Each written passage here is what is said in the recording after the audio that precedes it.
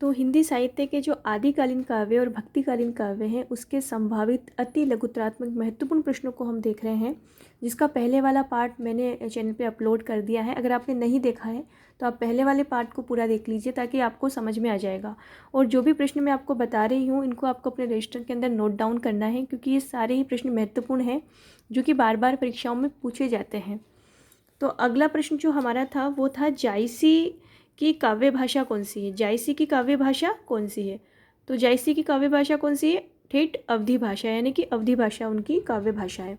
अगला प्रश्न है पद्मावत का नायक कौन है? तो पद्मावत किसका काव्य है? जायसी का काव्य है। और पद्मावत का नायक कौन है? रत्नसेन है। और नायिका कौन है? पद्मिनी है। अगला प्रश्न है सूरदास किस मार्ग के कवि थे? तो सूरदास किस मार्ग के कवि थे? सगुण भक्ति के कृष्ण काव्य धारा के कवि थे। कौन? सूरदास। अगला प्रश्न है देखिए अष्टछाप के संस्थापक कौन हैं?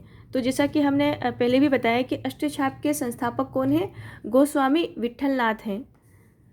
अगला प्रश्न है रामचरितमानस की भाषा बताइए। रामचरितमानस की जो भाषा है वह क्या है? अवधी भाषा है। अगला प्रश्न है तुलसीदास का निधन कहाँ हुआ? तुलसीदास का निधन कहाँ हुआ? काशी में हुआ। सुंदरदास का संबंध किस स्थान से है? सुंदरदास का संबंध राजस्थान के दौसा जिले से है। सुंदरदास किस काल के कवि हैं? तो सुंदरदास किस काल के कवि हैं? भक्ति काल की निर्गुण धारा के ज्ञानाश्री शाखा के जो संत हैं, मतलब कि संत कवि हैं। किसके? भक्ति काल की निर्गुण धारा के ज्ञानाश्री शाखा के, जिसके कबीर है ना, तो उसी श्रृंखला के अंदर सूरदास यानी कि ये भी संत कवि हैं। अगला प्रश्न है मीरा का चित्तौड़ से क्या संबंध है? मीराबाई का चित्तौड़ से क्या संबंध है?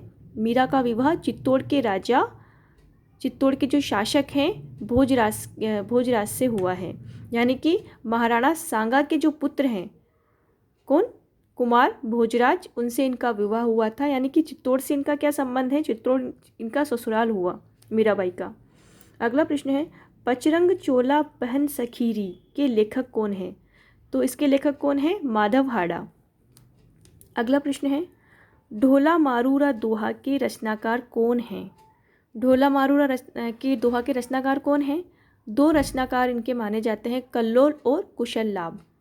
इन दोनों को ही मानते हैं। कुछ आलोचक कल्लोल को मानते हैं और कुछ आलोचक कुशल लाभ को मानते हैं। तो हमें दोनों ही नाम लिखने हैं, कल्लोल कुशल लाभ।